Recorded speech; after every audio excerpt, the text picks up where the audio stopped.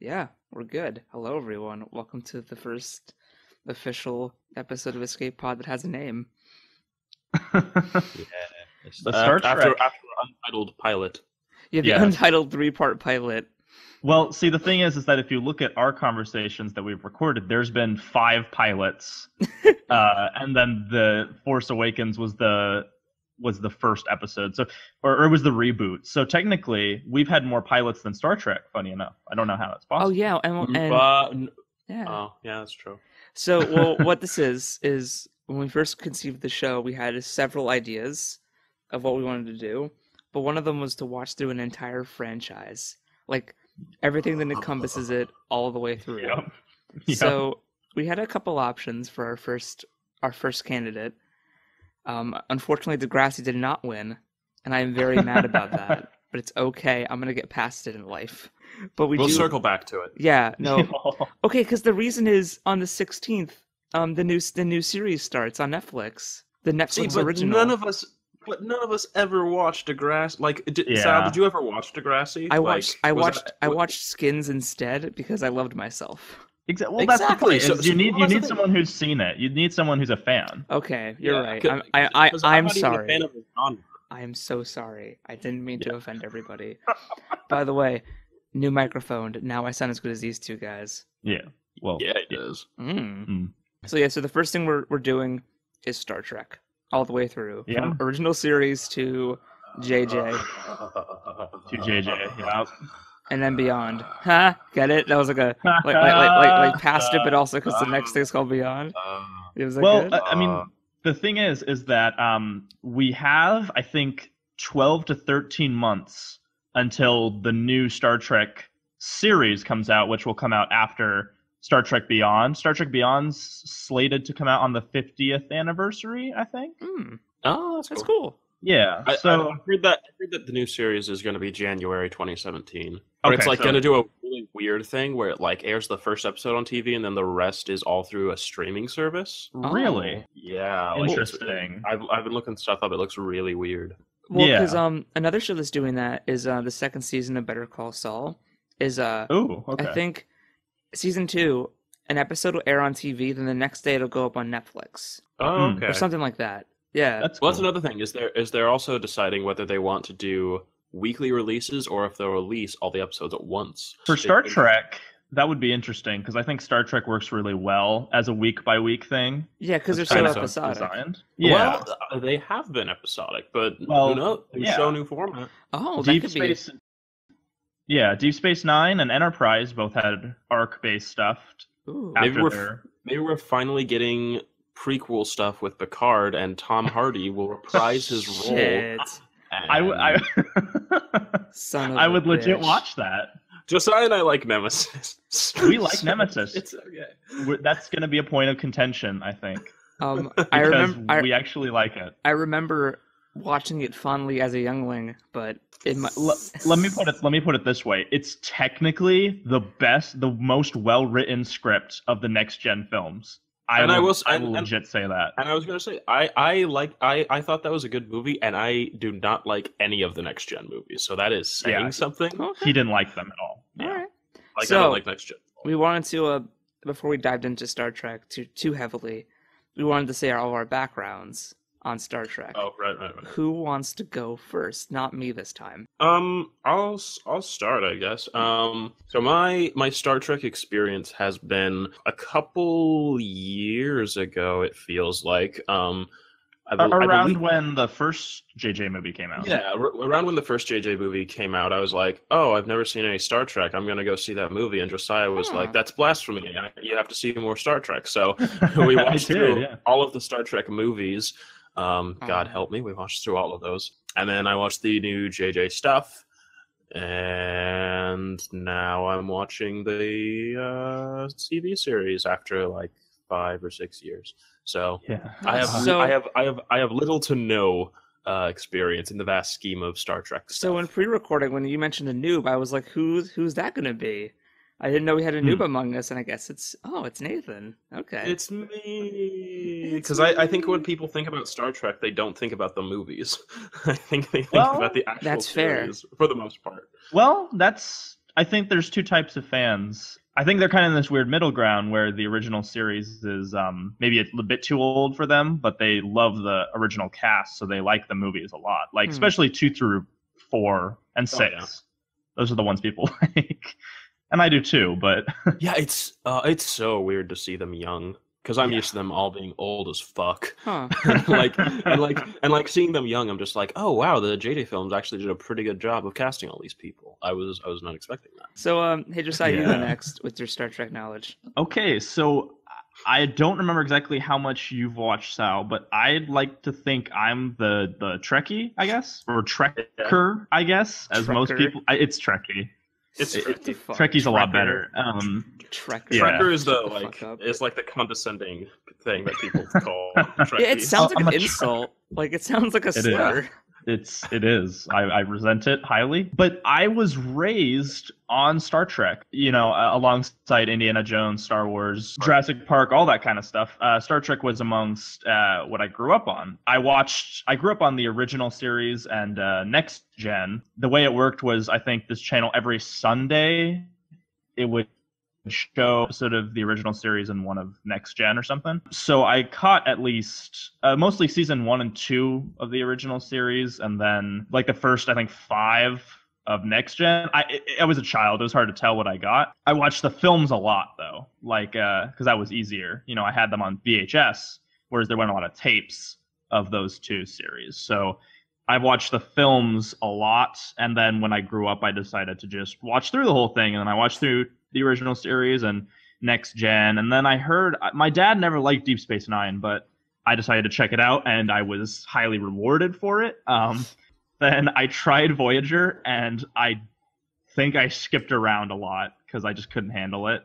Enterprise, I actually watched a bit more of, but it was shorter. And then I think I circled back and watched most of the animated series. Yeah, I've played Star Trek Online. I've played other Star Trek games. I've read some comics. Dude, Star Trek Online is a thing I want us to stream, by the way.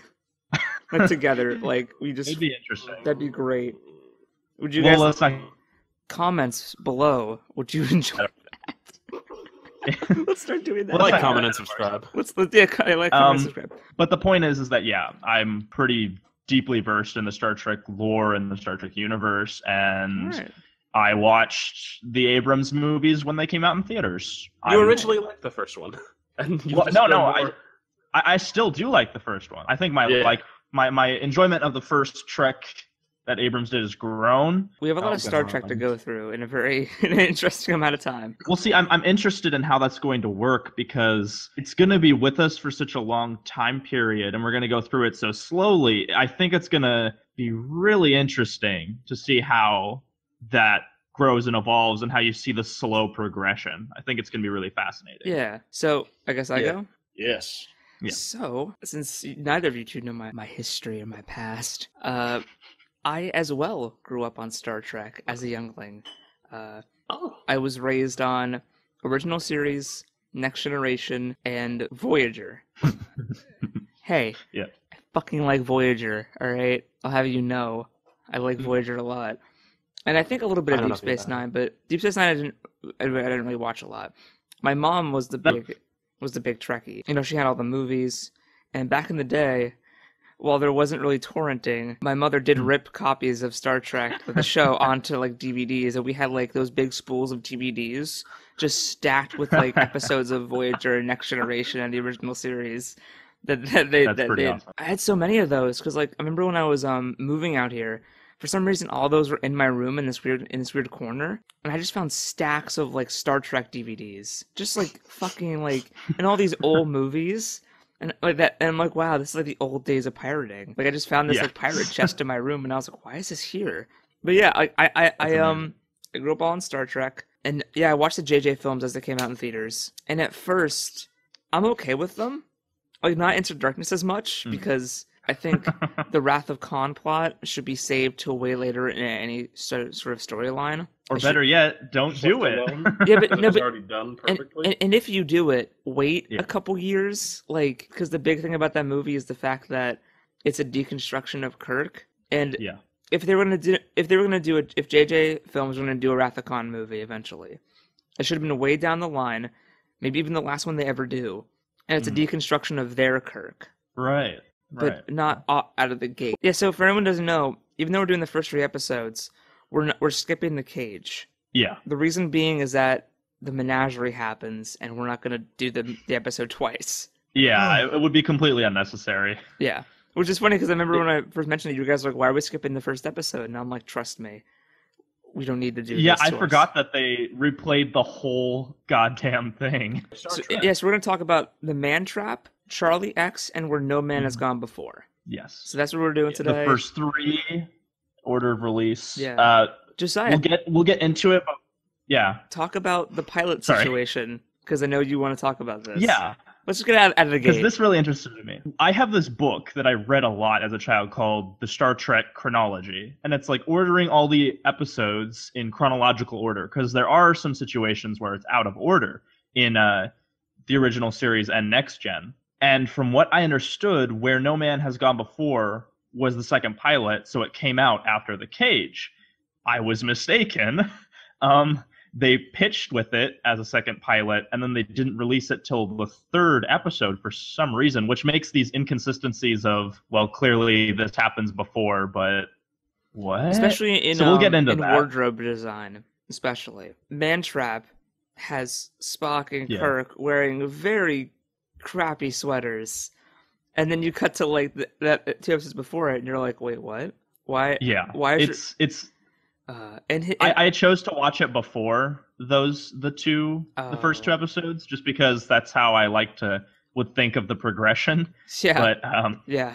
It was a lot better too. I mean, I won't spoil my thoughts, but it's a good one to start on. It jarred me. I was just watching, and I'm like, oh, this is the one. Because from what I remember hearing is that originally it was going to be out by Captain Pike, and who's in the cage, but I think the actor didn't want to come back or something, or he was busy.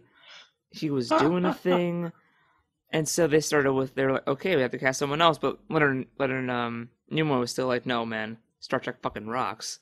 Let's do this. Yeah. So they kept him on as the navigator of the ship, but they got William Shatner, and so then they just had to do a second pilot.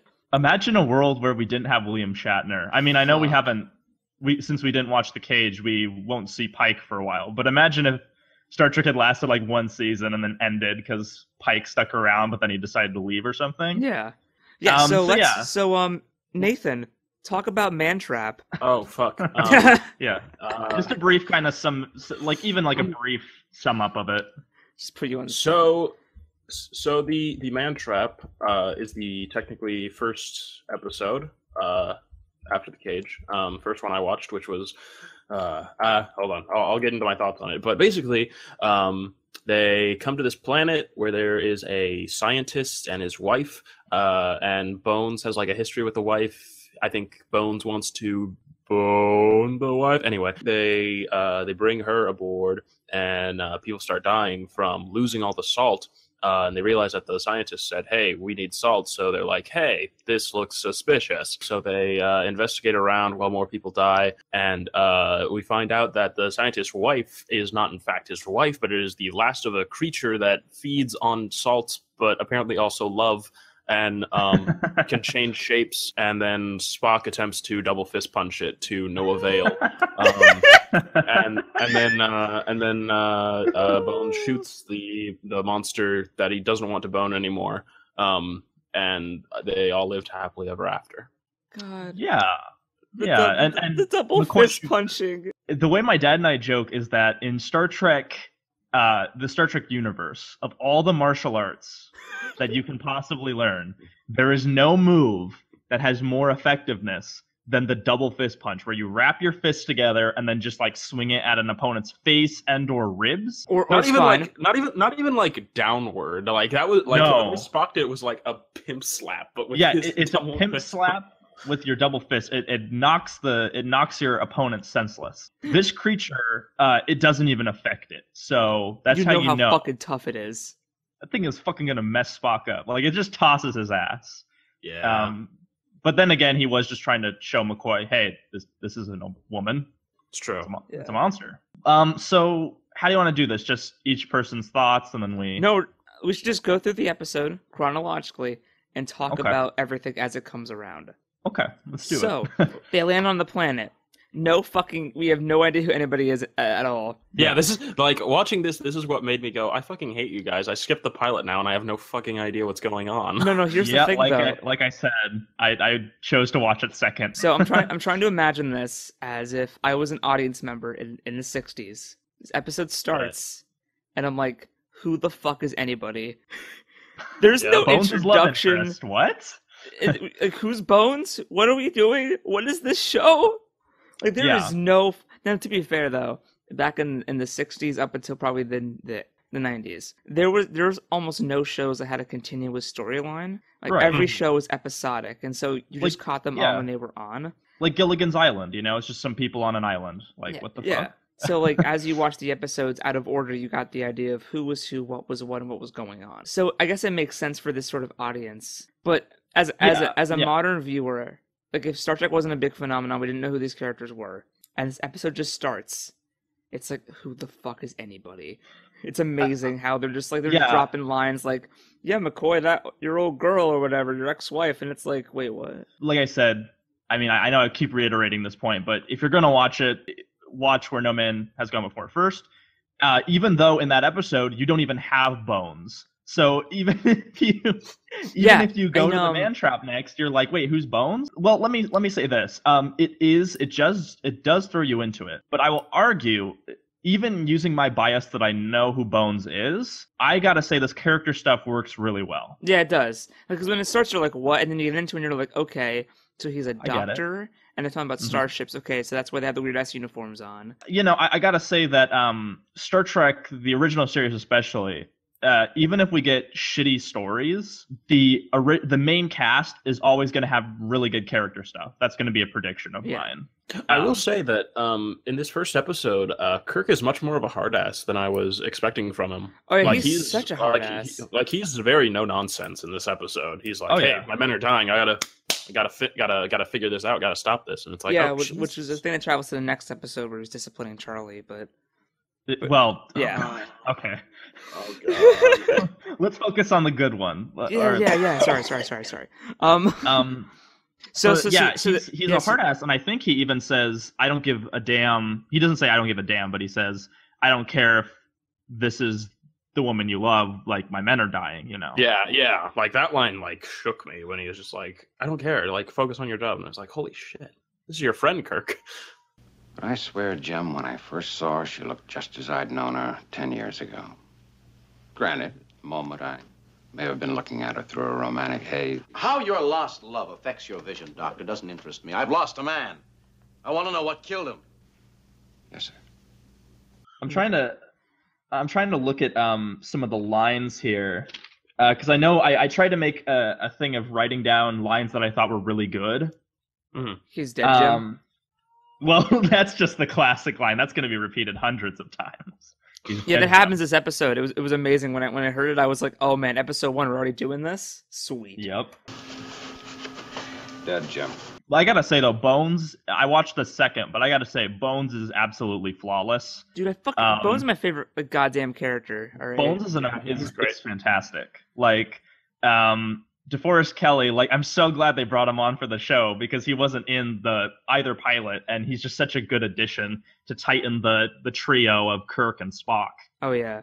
He ties it all together. Also, a big thing that happens throughout these 3 episodes that I was watching this with my roommate Brooke, and she commented on this, where she was like, "It's so funny how racist everyone is to Spock."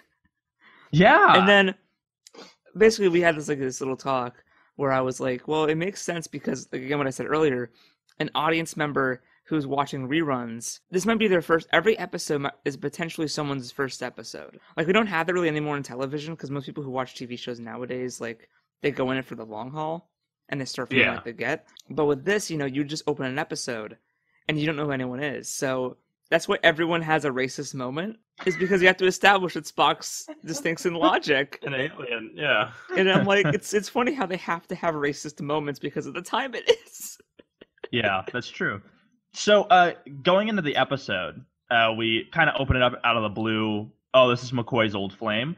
I gotta say, the way they do the transitions of how she looks, the creature, I think at least in the first half, especially, were really good. Yeah, how just very subtly it changes camera angle, and then she's different. And she's different. Yeah, that was really good. There's no like. See, I thought that was cool, but I don't remember them explaining why she looked different to all of them at the same time. Yeah, because you are right. Yeah, because later on in the episode, they never addressed that again. Yeah, they're just like, I'm sure when she shows up, she'll be a more agreeable form or something like that. And I'm like, wait, what? Okay, so she's like a shapeshifter or something, but why do all these people see her differently? But it's an illusion. Yeah, it's weird. I'm sure when you see her again, she'll be of a believable age.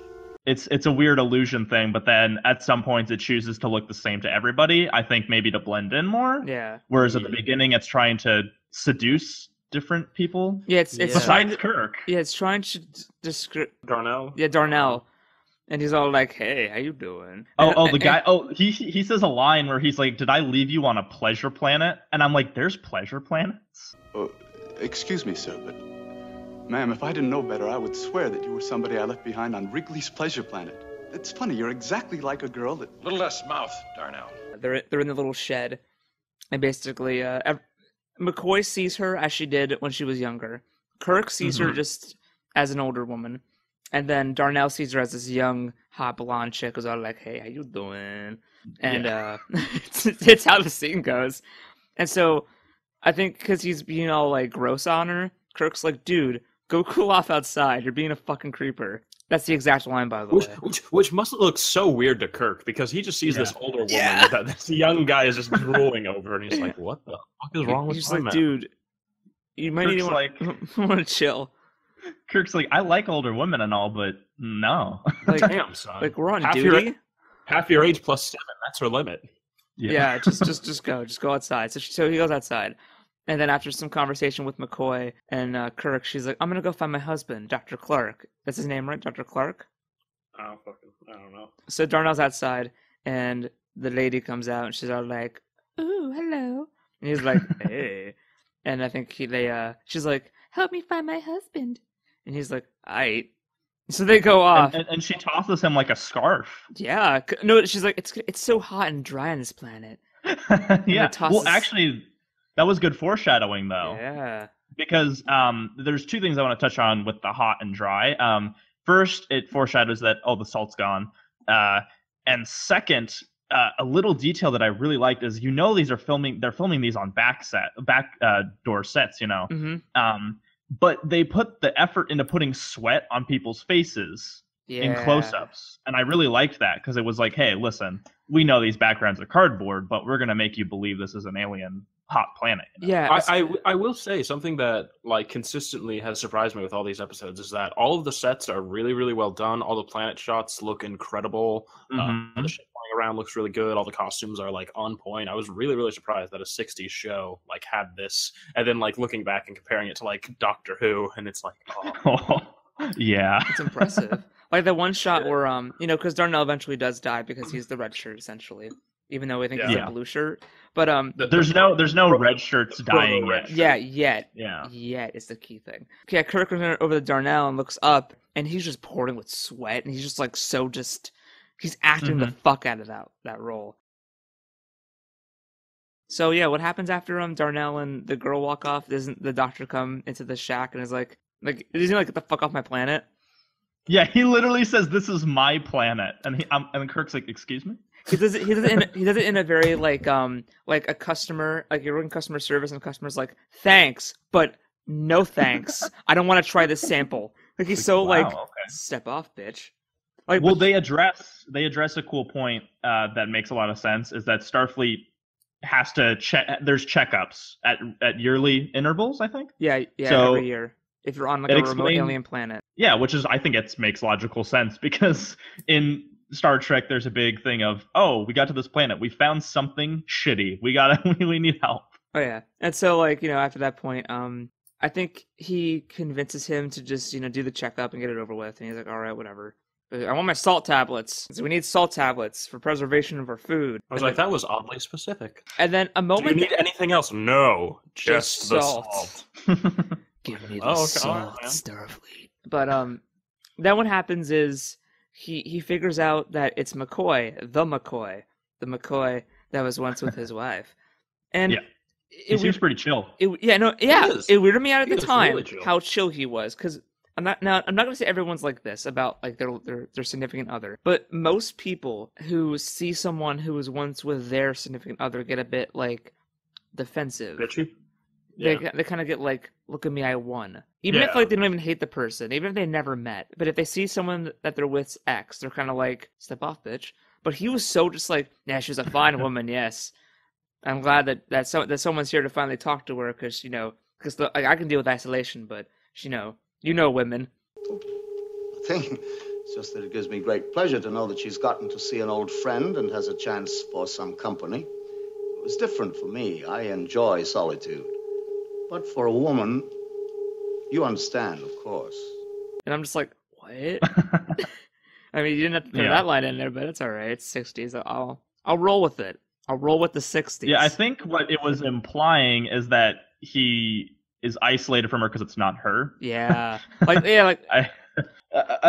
I liked is that it was kind of a classic mystery. Like, I love how they they hear a scream, they run over. Oh, the crewman's dead. He must have eaten something, and it's just a regular woman there, and he's got sucker marks on his face. I'm like, that's, I know that she's the monster, but that's still a good mystery. One thing I wanted to note, I think this happens in between, is that I think, and I will refute this if it comes up again, but I think this is the only time we get a captain's log in the past tense. Oh, is it? Where he's like, we didn't know what we would find down there. And I'm like, that was weird to me. I was like, you should be talking about this like captain's log. We don't know what's going on with Darnell, but we're gonna figure it out. Yeah, so that was weird. It kind of stripped a little bit of the mystery, because he was like, oh, they get out of it. No, to be fair, it's a TV show, but I mean, with this audience in the 60s, after Pike didn't make it, they just have a new captain every episode. Like maybe they don't. That is the ultimate anthology series. That would have been incredible, but too much. And they money. develop the character and then just kill them. Kirk is the captains are the red shirts. Oh yeah. So they bring him up to the ship. They examine him. They're like, they shouldn't be dead. And then I think they remember the thing about the salt, and they're like, oh, he literally has no salt in his body. Oh fuck. So they go back down to the planet, and now they brought two more guys along, Green and someone else who doesn't matter because he's gonna die in a minute. Right. And I think now this is when it gets hazy for me, because now we start jumping around a lot. Can I just say that this episode, and a bit of Charlie X, but it makes me understand how the Spock Uhura shipping started? Yeah. Right? Because she wants him bad. Like, she's like, tell me I'm an attractive young woman, or if I've ever been in love. And I'm like, damn. And he's not, and like he doesn't seem like disgusted by it. Like, he's a little bit catty for a Vulcan. Yeah. So I ship it. Yeah. We get a lot of it's another racist Spock scene. Why don't you feel something? Damn it. We should have that, like the racist Spock moment of the episode, every episode, because it doesn't happen every episode, because it has to happen. Mm-hmm. But the racist Spock moment was he hears that Darnell is dead, I think, or Green's dead. Well, no, they say there's a crewman dead, and then she's like, what if that's Kirk, the closest thing to a friend you have? And Spock gets all irritated, like, I don't feel anything, even though he clearly does. No, and he's kind of like, well, my reaction wouldn't like help the situation, so why bother? Yeah. That was a good moment. Yeah, I was like, oh my god. So she kills both of the dudes, I think, and then turns into one of them. Green. Yeah, turns into Crewman Green. So Kirk is down there, and he's like, okay, my people are dying, and he keeps asking about the wife, and he goes to talk to Crater, I think the guy's name was, Professor Crater. This is the line I wrote down that Kirk says to him. We're all aware of the need for salt on a hot and arid planet like this, Professor. But it's a mystery, and I don't like mysteries. Give me a bellyache, and I got a beauty right now. And I'm just like, yes. Yes. Yeah, and while that's happening, the creature's gone on aboard the ship because she poses green, and she's taken the form of... She was green, and then she followed Yeoman Randall around because she had a platter of food that had salt on it. Yeah, I don't know why she didn't just grab it, that honestly. She was taking the Sulu. Seriously. Yeah, I don't know. And then she brought out the Sulu, who has these weird plants that are actually just gloves, but it's adorable, so I don't care. And and the creature walks in and stares at the food like, I want that fucking salt, man. I'm so surprised. Like, I guess it's like a 60s show and they have to make it like really obvious what the creature's motivation is. Yeah. But I feel like there should be a little bit more reaction from the people where it's just like, do you want the salt? Okay, I'm eating fruit. I shouldn't have salt anyway. So. There was pepper on that plate. It could have been either or. Well, yeah, exactly. I do love the one scene after Green leaves where Yeoman Rand's like, he's the real spook. Suppose he's going space happy or something? Yeah. I also love, like, it's really funny because, like, before he enters, Rand is, like, talking to Sulu, and she's like, these are living creatures, not inanimate objects, and Sulu's just like, I don't give a shit, I just surround myself with them. And then, like, when one of the glove plants has, like, a major freak out from fake Green, he, like, goes over to it, and it's, like, petting it, and it's like, hey, it's okay. And it's like, what? He doesn't want to let on how much he cares. Yeah. It's okay, Sulu. We understand you. We love you. So then, real quick, because the creature transitions to this African man. Yeah, to seduce Uhura. Oh yeah, my okay. God. Oh, that was so bad. Well, no. Here, I'll explain in a second, and then I will address this point. I do like it's similar to Terminator 2, how everybody who turns into the T-1000 kind of acts like Robert Patrick. Mm-hmm. I do like how everybody does the finger biting thing. Yeah. Mm-hmm. Like, that was nice. Yes, it turns into an African man to seduce Uhura. And at first I was like, oh, wow, this is incredibly racist. Yeah, this is a bit too much. And then, but the creature says, like, you were thinking of a man like me. So it took, like, an attractive form to her. And then it speaks in Swahili, Kashino Swahili. And I actually took a note. I looked up what the creature said. Oh, shit, Josiah. It says, how are you, friend? I think of you, beautiful lady. You should never know loneliness. Oh, my God. Someone translated it. What does she say back? I totally don't know. Shit. Damn it. I failed. It's okay. But then the creature almost gets all up in Uhura's junk, but then she leaves. And then the creature goes to McCoy, who's been trying to sleep because he's been like so just like tired and grumpy. and she's like, help me. And he's like, okay. I don't know why. Bones is just call him up and be like, hey, FYI, I got her here in case you ever need her for questioning or some shit because people are dead. But no, he's just kind of like, okay, come in, beautiful. I'm like, I don't care. He wanted to spend some time. Hey, he's so tired. He is, yeah. He doesn't have time for that. He really doesn't. So basically what she does is she makes him go night-night and then turns into McCoy, where they try to do this cool scene where like they pan the camera over from McCoy on the bed to McCoy by the door, but you could see the cut when they go over the wall. But then, That's right. and now McCoy is like up on the bridge because, so Kirk on the planet has found Green dead. So they signal up to the ship that he's dead. And they're like, oh shit, the creature's on board.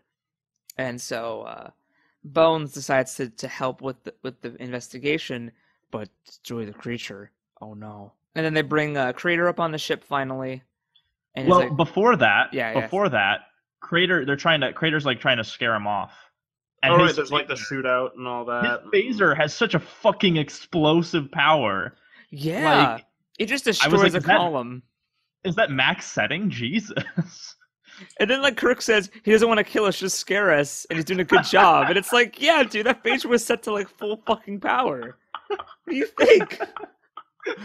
Not a bad person. And then Spock's just like, okay, dude, but this guy's kind of crazy. I'm also so confused at where he's supposed to be in relation to them, because they constantly seem to be looking up, and then he shoots the column, and then they go, like, over to the column, and then they look more towards like the left, but still kind of up. But he's still apparently there. But then Kirk like halfway circles around, and then somehow ends up behind him. And I'm just like, what the? There's like these two rocks, and then there's like a couple of pillars that are going to the left, and then like there's a space, and then there's a group of pillars that go over, and then there's a group of pillars where they are. I don't know.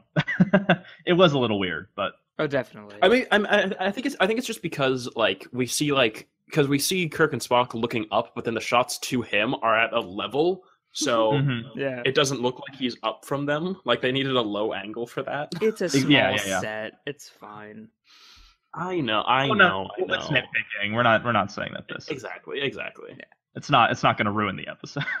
So they get Crater on the ship. Yeah. And so they're all in this boardroom meeting where it's Kirk, Spock, Crater, and McCoy, and like 3 other people. I think Sulu's there for some reason. Yeah, Sulu's there. Yeah. And they're like, Crater, could you identify the creature? And then Crater and McCoy are both like advocating for the creature's safety because they're like, this creature just wants to survive. It's using its natural instinct, like how we once used our insides, our teeth as fangs. It's just using its natural things to just survive. All it wants is salt and love. I was so surprised McCoy didn't get found out in that too. Yeah, because he's so McCoy, what's just your like medical opinion? Just like, he's clearly not a bad monster. He just needs food, and it's like, well, that's when Spock figured it out. Yeah, that's when Spock's kind of like, I did like, I think Crater says this in that scene. He compares it to the buffalo. Yeah. And he that's says, later. That's later on, I think. Oh, it is? Actually, I think that was on the planet before. Oh, no, whenever they stun him before they bring him up. The quote, no, it's fine. The quote I wrote down was, "The Earth buffalo. What about it?"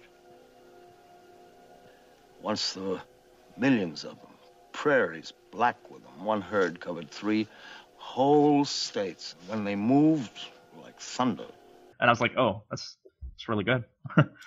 Yeah, there's so many good fucking lines. Yeah, I wrote down a bunch of lines. So many good lines. But now we come to the climax of the episode. We find out where the creature's now gone back to McCoy and waking him up, and the creature's now his old love. And she's like, "Wake up! They're trying to kill me!" And then like Kirk walks in with his fucking phaser out, and McCoy's like, "What the fuck? I just woke up." I feel like that was just poorly handled by everyone. Yeah. He's like, "They're trying to kill me." Charges in with a phaser. He doesn't even say that it's the creature. I don't think. He says it's not her. Yeah, I think. And then why doesn't he just say something like, "It's set to stun, don't worry," or something that doesn't make him look like a murderous maniac? Yeah, because also whenever he first walks in, McCoy and the creature are like next to each other, and Kirk's like, "Move out of the way," and I'm like, he is out of the way. Kirk is such a shit shot. He's got to be careful. Yeah, he's better with his fists. Yeah, he's so much better. But so basically what happens is Kirk pulls out these pills that are like salt tablets, I think. And he's like, "Hey, come here. Do you want salt? Do you want the salt?" And it's like he's like trying to feed it like a pet. And McCoy now stands up and the creature's behind McCoy and he's like, "No, don't shoot her." And then McCoy goes for the phaser, and then as he's doing it, the creature grabs the salt and eats it. And now McCoy has the phaser and is like, now the creature's coming for Kirk. Yeah, and it paralyzes him. And I which I didn't get at first. I was like, "Kirk, why don't you just fucking move?" Well, yeah, they dropped that line, and earlier when it comes to Uhura, she's like, can't move. So it hypnotizes. Oh, okay. Yeah. All right. But then Spock walks in, and he's like, "Quick, shoot her!" Spock, the whole episode, has just been advocating the murder of this creature. It's really interesting. It's great. And then it is logical. And then now that Spock's here, the creature shows her true self, and she's this weird like Scooby-Doo bottom of the sea monster. Hey, I kind of like the creature design. It reminds me of that one sludge monster that fights Godzilla. I forget its name. What, really? Well, actually, I have some trivia. The face of it, that whole long face mouth thing with the teeth, it was a modified gas mask. Oh, that's cool. Yeah, but I do kind of like the creature design. It's it's basic. I'm just saying it looks like a fucking Scooby-Doo bottom of the sea monster. It kind of does. Yeah. And so now the creature has these weird like tentacle fingers and is like sucking. Well, that's where the suction marks came. Yeah, and just sucking the salt out of Kirk. And now that she's no longer this beautiful woman, McCoy can now shoot her in the fucking face. Well, she turns back and then he shoots her again. Yeah. And then she says, "Please stop," and he keeps shooting. And it's like, God damn. It's like, fuck McCoy. He had a whole arc. Yeah, and of course, between that, there's a scene where Spock walks in and is like punching her with his double fists, and she hits him out of the way. No effect. No effect. That's a fucking tough ass motherfucker. That's like the fucking Kamehameha of Star Trek, and she just fucking took it. So then, at the end, also you find out that like 2 years ago, Crater's wife died, and then it took over the wife's appearance. But yeah, the episode's over. But it ends on a really cool line where Kirk's there and Spock asks him what he's thinking about. He's like, "I was just thinking about the buffalo," and I was like, "Oh." Then it's like, I will say, like, I think they're like overall. I'll say this right away.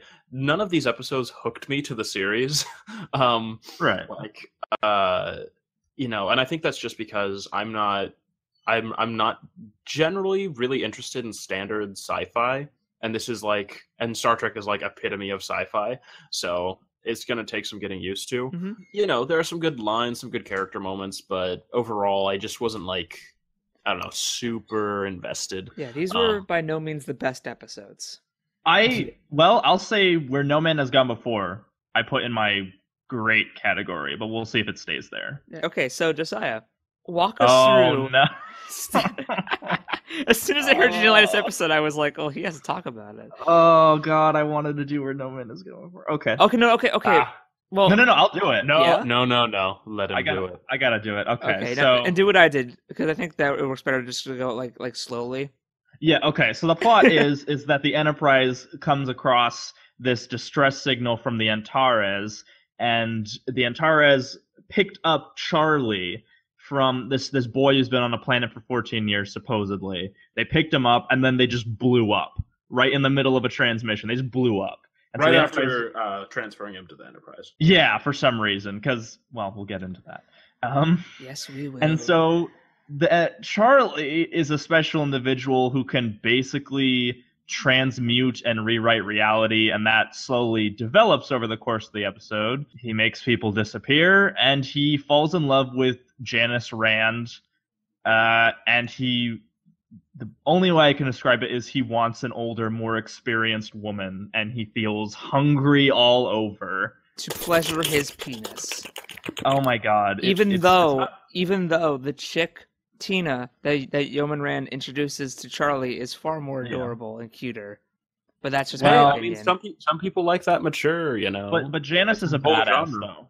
Janice is a badass, though. So. And he smacks that ass. So. He does smack that ass. There's a scene where he smacks Janice's ass, and she's surprisingly understanding and says, "Listen, I know you're young, but you do that." And to be fair, he saw like two guys doing it to each other, like the locker room sort of deal. So he was just sort of like, and then Yeoman Rand's like, "Go talk to Kirk or McCoy." Kirk the whole episode. I am baffled. Yes, yeah. He's just like the dad that doesn't want to be a dad. And Kirk keeps pushing him onto Bones. It never happens. Yeah, Bones just like not dealing with it. Like, nope. What the fuck you do? I think it's so funny that like he slaps her ass, and then she's like, "Go talk to Kirk." She goes to Kirk, and Kirk is just like, "I'm gonna teach you how to fight," and it's like, what the fuck? Yeah, like, that was great. So Spock plays a harp for Uhura. She sings. Yeah, that was. Charlie shuts them up. Yeah. Charlie literally makes them go silent. He just shuts their mouths. Like nobody finds this odd. Thanksgiving Day happens. And Charlie makes the turkey real, and not like it's not fake turkey. Oh no! What? I was possibly not paying attention. They drop that line. Kirk is confused. Look throughout the whole thing. Wait, by the way, about the turkey thing, I'm gonna pause on the turkey thing for a minute. Was Charlie even in that scene where they talk about the turkey? On Earth today, it's Thanksgiving. If the crew has to eat synthetic meatloaf, I wanted to look like turkey. Charlie? Captain? No, it's just a random thing that happens off screen. I knew it! Son of a bitch! He never even hears about the turkey. Exactly! Like, that's why I was so confused. I was like, wait, how does he know about the turkey? I thought that was just a thing that Kirk knew. What's happening? Help me! Yes, and let's see, what else happens? He loses at chess to Spock and melts the pieces. No! If it sounds like it's a random plot, it's because it is. It basically the episode is a series of scenes about Charlie trying to grow up and use his psychic powers. So, okay, I'm gonna sum this up real quick. We just need to get into it, get it over with. Charlie starts getting mad because he got rejected. Charlie is a fuckboy. He is. He is. And he starts doing crazy shit like ages people, takes people's faces off. That was the scariest fucking scene, by the way. The Silent Hill monster. The fucking when shit comes around the corner, it's just like, it's just like. I was like, Jesus. I was like, oh my fucking. And I'm so mad that he turned Tina into a lizard. I'm so pissed. And then like he takes over the Enterprise, and because he's so preoccupied with running every facet of the Enterprise, because he wants to get to a colony, he wants to be among people for creepy and undisclosed reasons. He wants to get his dick wet, Josiah. There are more MILFs to be found in the universe. But yeah, so then he takes over the ship, and they're like, if we turn on everything, it'll be too much for him.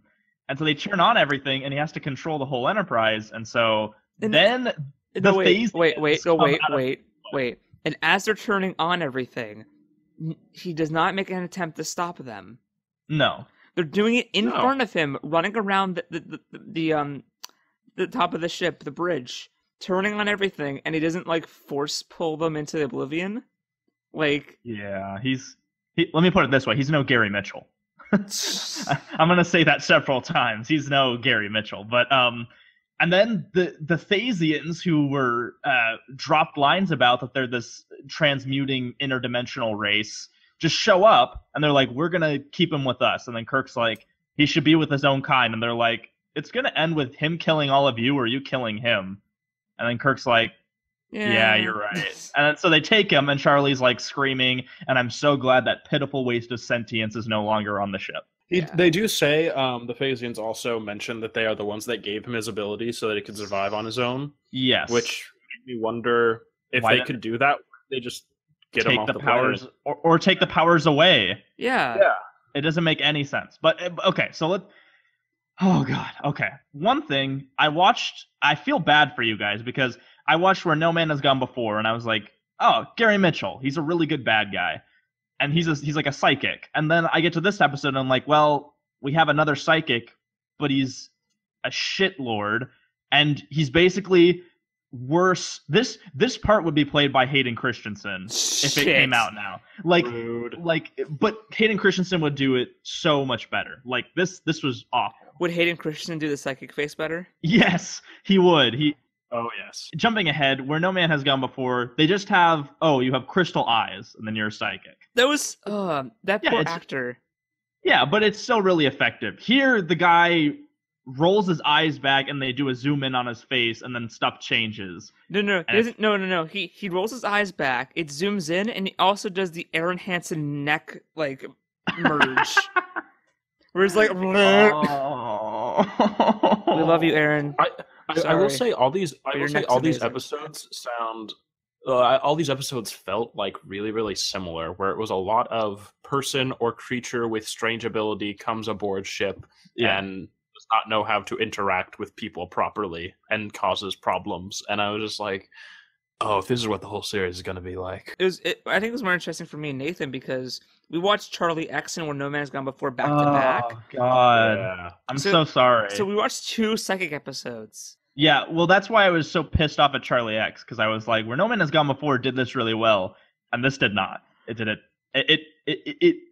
I'm just going to preview my thoughts right now. Skip this episode. If you're watching through the series, this is in the shit category. Just skip it, okay? Just don't even bother. It is pointless. And the thing about Charlie X is that, like, you could tell it's a bottle episode because they never leave the ship. They might have spent money on the Silent Hill face mask, but that's about it. Like, hey, but you get more shipping fodder with Spock and Uhura, and I think that's really important. It is, and he's actually enjoying it. I don't understand why she's singing and why this is a thing at all, but still, because it's cute, Nathan. The thing is that it was originally supposed cute. Oh my God. Honestly, since I was, because again, I wasn't blown away by any of the episodes. This one didn't particularly offend me in any way, or like not endear me to it. It's just that I still just don't really give a shit, to be honest. I just thought it was bad. Just everything. Like there's literally lines where he's like, "I want them to like me." You got a deal, friend. Slaps Janice's ass. What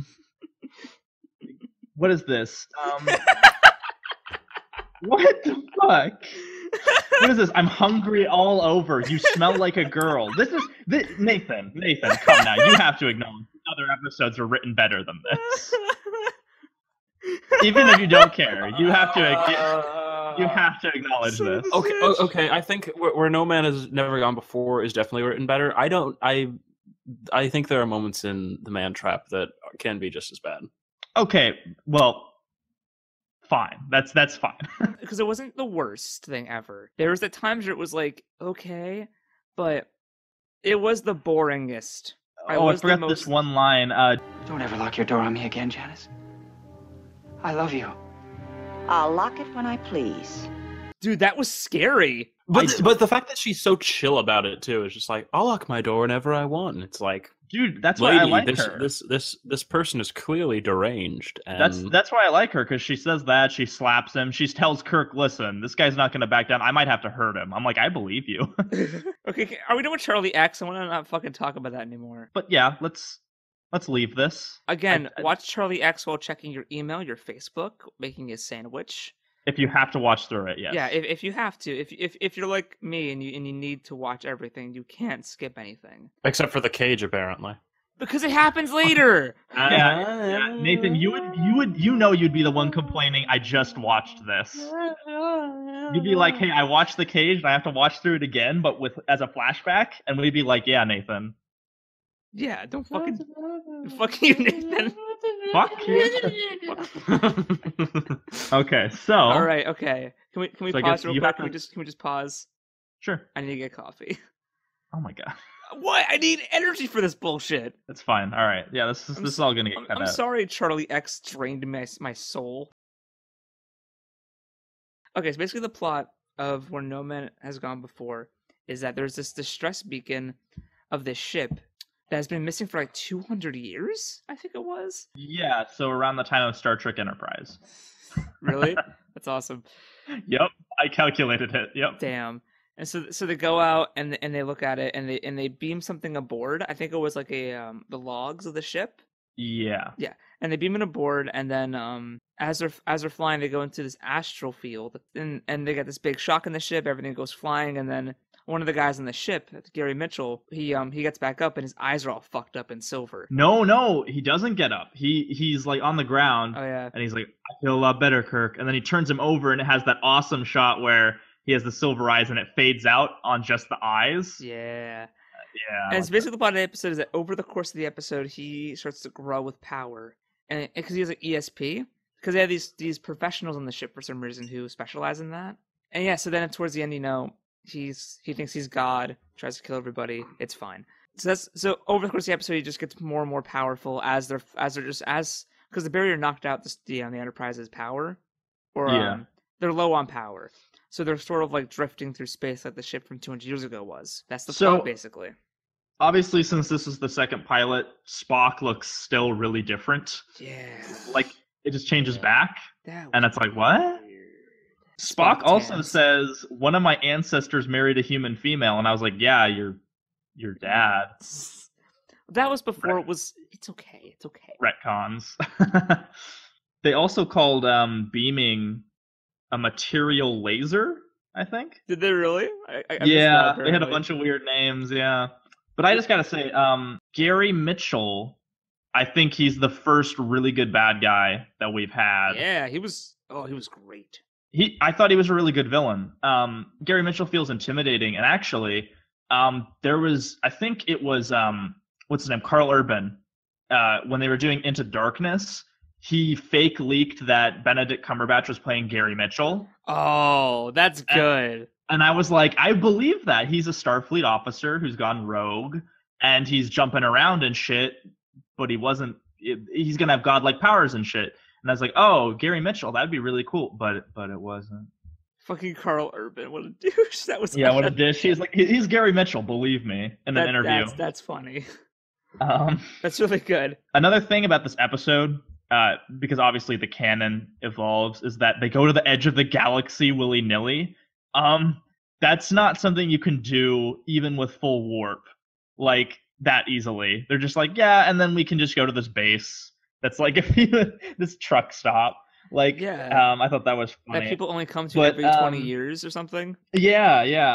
It was really...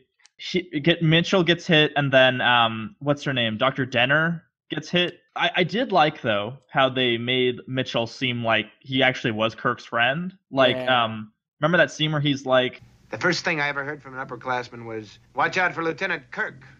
In his class, you either think or sink. That wasn't that bad, was it? if I hadn't aimed that little blonde lab technician at you? You what? You planned that? Well, you wanted me to think, didn't you? I outlined our whole campaign for her. I almost married her. Yeah, that was wow. It's almost like they did the thing in Attack of the Clones, but betterer.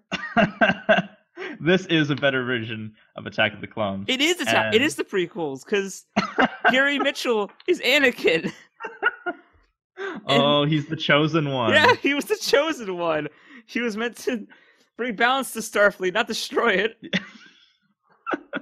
But yeah, so I really liked him as a character, especially as a one-off character. It did the thing I don't like about Star Trek. Well, what'll happen is, and I know it's hard since this is a serialized episodic show from the 60s, but a thing that I would like if there's a modern show like Star Trek is that whenever they had episodes where a random crew member got a thing and became evil, if he was in episodes leading up to that, and you got a sense that, oh yeah, that one guy who's kind of our friend. Like imagine if Where No Man Has Gone Before was the canonically third episode, and Sulu, and Mitchell was in the first. Oh, because you know how like Sulu's in the first two, but like not really there, but you know who he is. Mm-hmm. And then he's the bad guy, and it's like, oh yeah, that guy we've been seeing all the time. Oh my god, like it would. I guess like it would be more like of a shock. Instead of, oh, look, a new character who's been on the ship the entire time. Yeah. It's just a little... I know it's hard to do. I think that setting that up early and being like, okay, in 4 episodes, you're going to be a bad guy, but for now, you're just like an ensign. Yeah. That'd be sweet. Like, because then you're watching it and you're like, oh my god, that one guy, he's now evil. And like, we know he's buddies. And like, maybe he did something epic in another episode. Another thing, I'm going to say, another thing that pissed me off about Charlie X... Jesus! Is that... is that him falling for Janice was basically like Gary and Denner here, but a little bit. I guess it makes more sense here because Denner's into ESP. Yeah, she's attracted to his psychic dick. Yeah, his psychic dick. Oh, that's a line. That's a good line. His psychic dick. She wants the DSP. Let me just. I'm gonna write that down for the description of the episode. She wants his psychic dick. Another thing is that they did a pretty good job about him growing in power, like he's reading the ship's library. And that shot where Spock's like watching him on camera and he turns and looks at the camera, that was actually pretty creepy. That was really creepy. Yeah, I remember jumping back being like, yeah, no. The atmosphere was like on point this episode. It was, yeah. Yeah, though I did love Gary Mitchell's Kindle in the hospital bed. It looked like a Kindle, but like on a thing. And then let me see. I'm looking through my notes. I love how you just hear the paper rustling on the audio. Just, I think it's a good. That's atmosphere. Nathan was just talking about that. You know? We're professionals. Yeah, we're good at this. I swear to God. One jealous God. If all this makes a God, or is it making him something else? Well, that's Janice, Kirk. You like what you see? Absolute power corrupting absolutely. That fucking line. It's good shit. Yeah. And the funny thing is the planet they plan to maroon him on, Delta Vega, that's the same name as a planet in 2009 Star Trek that Spock gets marooned on. And I was like, what? That doesn't make any sense. That's good. It reminded me of Khan randomly, because isn't his thing like City Alpha Vega? Kirk, stop fucking marooning bad guys on planets. They just always come back. Yeah, him getting the powers, it's slow. Like, he reads really fast, and then he's like, I'm thirsty. And, like, Levitt hits a cup over to him. And no, he Levitt hits the cup under a faucet. The water goes into the cup, and then he force pulls it over to him, and takes a sip out of it. And then when Kirk's, like, he sees this happen, he's like, what the fuck? And as a joke, Gary Mitchell forces it over to Kirk, and he grabs it, and Kirk's just like, okay. I did like, I wrote another line down here. Mitchell says, it's like a man who has been blind all of his life, suddenly being given sight. Sometimes I feel there's nothing I couldn't do in time. And I was like, oh. And then, I don't understand it all yet. But if I keep growing, getting stronger, with the things I could do, like maybe a god could do. And then Spock and Jim just beat the shit out of him in the bed. That was amazing. They double team him. It was a tag team. It was like they both heard the line. They were like, "Oh fuck no." Yeah, yeah. Like Spock hits him in the ribs, and then Kirk hits him in the face. I did like that. They were like, I just gotta say, Nathan, you have to admit the fight in this episode is a lot better than in the Man Trap. Oh, Man Trap. Yeah, the fight at the end, or yeah, where he's fighting Mitchell. Yeah. Yeah. Oh yeah. That is a good fight. Except when you could see Kirk's body double very clearly. I actually didn't notice. Really? I didn't notice either. It's a much older gentleman. Stop ruining the magic, Sal. Yes. No, actually, I heard that this pilot, what sold CBS on the show was that fight. Yeah. Well, I read that too. Yeah, they wanted a more action-packed cowboys in space type thing. So, yeah, I mean, like, it's got a lot of layers. Like, Mitchell digs a false grave. And they're also.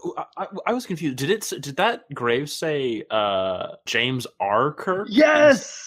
It said R. Kirk. Yeah. Yes. It said James R. Kirk. And I was just like, I don't. Now I might just be a newbie here, but I believe his name is James T. Kirk, and I was like, what the fuck? James Tiberius Kirk. Yes. No. James Riberius. Well, actually, yes, the blatant retcon. But I think in the novels they explained that it was like a joke. I don't know what the joke is between Mitchell and Kirk that he made. Mitchell just doesn't know his middle name. He's a dick. He just didn't even look it up. No. I could just picture him like psychically carving the words into the stone, and then he gets past James. He's just like, oh shit. Oh shit. Didn't it start with I remember an R being in it. R. Oh damn it. And Kirk, like, really? I wish that it had already been established, so Kirk just looks at it and just like, what the fuck is this? Like, you're no god, you spelled my name wrong. Yeah, so I think it's a pretty kick-ass fight. Kirk's shirt gets ripped. That's going to happen almost every fight he has. Oh yeah, it was so Also, the phaser rifle. Yes, that's the only time we see that kind of phaser rifle. It was awesome, though. Did Mr. Spock get the phaser rifle we sent down? I didn't order any. Affirmative, landing party out. So I'm curious, does the grappling, shirt-tearing, double fist-punching fights like carry over throughout all the series, or is that sort of exclusively? No, they do. They do. So can we expect that in the 2017 series? I hope so. Because I know, like, I shit you not, the double fist punch does go into DS9. Good. Like Cisco does that, but it's so much more badass. Like, I'll understand if Enterprise doesn't, because that was before it was developed. You know, that was exactly. like. What if in Enterprise we see Okay, let me just restart. It'll be funny if in Enterprise we see the development of the double fist punch. Like, that would be a whole episode. Yeah, like he does it and he's like, "Oh my god, that was the most powerful punch in history." No, he fights like regular boxing. He gets like a jab and then across there, and then all of a sudden, like, his hands collide, and he's just like, "I know what I must do," and he just like does that. But I'm wondering, what if like Star Trek Beyond, possibly the last of the Abrams trilogy, probably you gotta have Kirk using his signature attack, like Chris Pine. It's time for you to man up. Step up to the mantle. Like, that's how you have to beat the last villain. They need to be like on by like a volcano or something. He's just fighting Idris Elba, duking it out. Yeah, exactly. And Idris Elba just beating the shit out of him, and then Chris Pine is just like double fist punch, and this punches him into a volcano or something. Like, I would love that. It needs to happen. Yeah, but bottom line, where No Man Has Gone Before, the best of the three that we watched today. Oh, by far. The best. Fantastic. I loved it. I put it in my great, so what I'm doing for every episode we go through, it's going to go into great, good, or bad. But this one went into great, Man Trap went into good, and then, the other one went into bad. But see, I feel like as we progress, you'll need something between good and bad. Yeah. Because I feel like there's going to be some episodes that are just sort of like, meh. Yeah, Yeah. I just loved Shatner's acting, where he's just like very passionate in that scene. Yeah, because a lot of things with a lot of old TV shows is that the acting's kind of subpar because they're like, it's a TV show, who cares? But like Star Trek, people are fucking acting. Yeah, Like, I feel like at least the main cast tries their best. They're giving it. Yeah, exactly. Like the extras in the background kind of fuck around from time to time. Remember the but, you know, one, whatever. I forget which episode it was, and I'm going to hate myself that I'm mentioning this because I have to now edit it in post. But yeah, you do. The episode where the one guy is just painting a fucking valve in the background. Did anyone notice him? Because I did. I didn't. He was just painting a valve, and there was a guy sitting next to him looking at him. No, I remember that. And he's just like, yeah, he's just painting a valve. I'm just like, what the fuck? And the guy's standing next to him like, good painting, buddy. Good painting, yeah. So look in the backgrounds for these big shots. We'll keep track of it. So Mitchell gets, like, at first the phaser doesn't hit him, so Kirk knocks him into his own false grave and then shoots the wall after a dodge roll and knocks a rock on top of him. Yeah. And then, thus sealing his fate. Yes, and then Denner and Mitchell earlier got into a Force Lightning battle, and she managed to weaken him, and then she dies. I'm too weak. Yeah, don't kill me, please. Yeah, it was good. Okay, well, I think we've gotten through the first three. Wow. Thank you all for joining us. I just wanted to say, so closing the Star Trek section out, Nathan, he isn't hooked yet, but obviously you had some positive feelings, which is good. I know. I'm a Star Wars person. I'm sorry, Trekkies. It's still Star Wars for me. So we'll see if Trek can win me over. We have like 1,000 episodes of Star Trek to watch, so we'll get you in the end. Not 1,000, but you know. Yeah, more like I think it's like 500. It's gonna feel like 1,000. Is the thing? No, it's gonna be like, I think it's actually close to 600. Okay, whatever. 3 of the series are in the 170s. Shit. And then Enterprise is like 100. God damn it. And then, all right. Well, thank you all for joining us. Hope you come back again. I know this might be a longer one than usual because of our intro and we're just feeling it out. But hey, we're new at this. Whatever. It's all good.